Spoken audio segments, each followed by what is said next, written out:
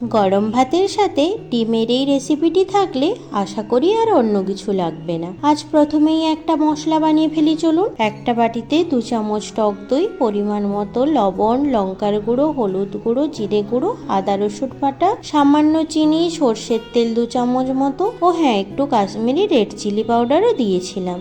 এবার সবকিছু ভালোভাবে মিশিয়ে রেখে দেব। কড়াইতে তেল গরম করে লবণ, হলুদ মেশানো ডিমগুলো লাল করে ভেজে তুলে রাখবো।